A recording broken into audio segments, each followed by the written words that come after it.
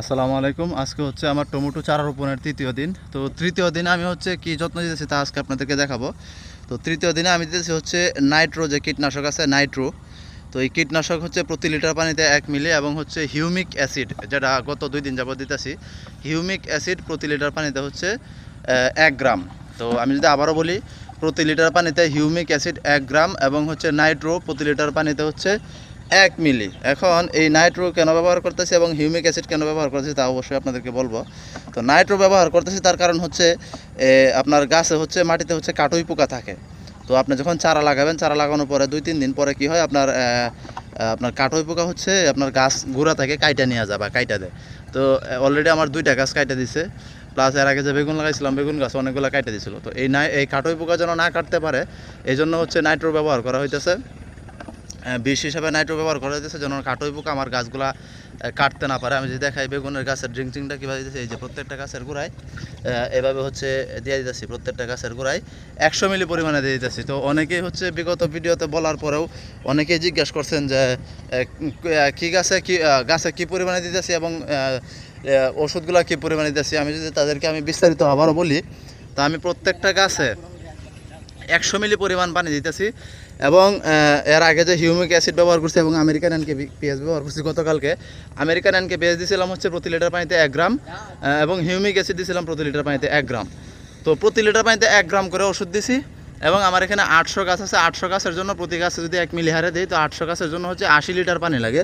তো আমি হচ্ছে এই যে এখানে যে পাতিল দেখতেছেন, এই পাতিলের মধ্যে 80 লিটার পানি নিছি, ওষুধগুলো নিয়ে মিক্স করে পরে দিয়ে দিছি।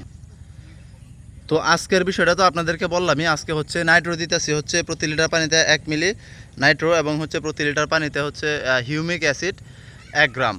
তো নাইট্রো দিতেছি হচ্ছে আপনার কাটুই পোকা যেন গাছ কাটতে না পারে, আর হিউমিক অ্যাসিড দিতেছি হচ্ছে, হিউমিক অ্যাসিডের উপকারিতা যদি বলি, অনেকেই বলতেছেন যে প্রতিদিন হিউমিক অ্যাসিড বা আমেরিকান এনকেপিএস কেন দিতে হয়, কী দরকার, বাড়তি খরচ অযথায়।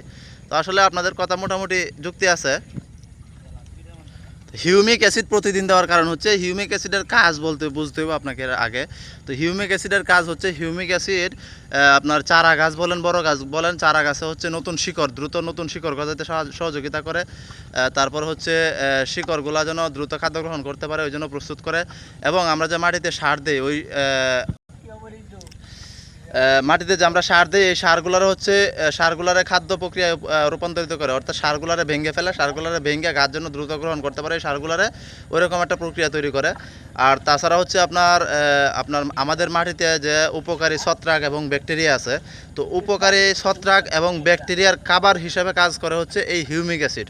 অর্থাৎ আপনি যখন জমিতে হিউমিক অ্যাসিড দিবেন, তখন এই হিউমিক অ্যাসিডটা খাবার হিসাবে গ্রহণ করবে হচ্ছে উপকারী ছত্রাক এবং ব্যাকটেরিয়াগুলা।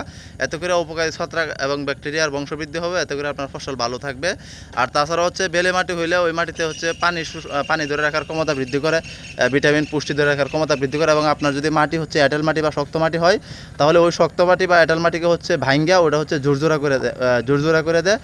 আর তাছাড়া এই হিউমিক অ্যাসিড ব্যবহার করার ফলে গাছ হচ্ছে রোগ প্রতিরোধ ক্ষমতা বাইরে যায়, যার কারণে হচ্ছে প্রতিকূল আবহাওয়ার মধ্যেও গাছ টিকে থাকতে পারে, যেমন অতি খরা এবং অতি বৃষ্টি। তো আশা করি হিউমিক অ্যাসিডের কাজ বুঝাইতে পারছি। তো হিউমিক অ্যাসিড দেওয়াতে হচ্ছে আমার এখানে অলরেডি আমার কাছে নতুন, আজকে হচ্ছে 3 দিন বয়স, তো 3 দিন বয়সে অলরেডি নতুন প্রচুর পরিমাণে শিকড় গজাইতেছে। তা আমি আমার ভিডিওতে অ্যাড করে দিব, অবশ্যই আমার ভিডিওতে অ্যাড করে দিব, এবং আলাদা একটা ভিডিও করে দেখাবো। তো হিউমিক অ্যাসিড ব্যবহার করার উপকারিতা আজকে আপনাদেরকে বলে দিলাম, কেন হিউমিক অ্যাসিড ব্যবহার করতেছি। আবারও যদি বলি, হিউমিক অ্যাসিড ব্যবহারের ফলে গাছ হচ্ছে দ্রুত শিকড় গজায়, নতুন শিকড় গজায় হচ্ছে গাছ দ্রুত বৃদ্ধি পায়। তাছাড়া হচ্ছে আপনার মাটিতে যে আমরা সার দিই, সারগুলোরে খাদ্যে রূপান্তরিত করে ভাঙ্গিয়া, তারপরে উপকারী ছত্রাক এবং ব্যাকটেরিয়ার খাদ্য হিসেবে এই হিউমিক অ্যাসিড কাজ করে। তাছাড়া আপনার মাটির আর্দ্রতা বজায় রাখে। তাছাড়া হচ্ছে গাছ প্রতিকূল আবহাওয়ার জন্য টিকে থাকতে পারে, ওইরকম ওইটা পুষ্টি নিশ্চিত করে। তো আমি হয়তো আপনাদেরকে বুঝাইতে পারছি। তো আজকে তৃতীয় যত্ন হিসেবে এগুলো ব্যবহার করা হইতেছে, নাইট্রো এবং হচ্ছে হিউমিক অ্যাসিড। কেন ব্যবহার করা হইতেছে অবশ্যই বলছি। তো আগামীকালকে চতুর্থ দিনের যত্ন হিসেবে কী দিব তা অবশ্যই আগামীকালকে দেখানো হবে। আজকে এই পর্যন্তই। ভালো থাকবেন সবাই। আসসালামু আলাইকুম।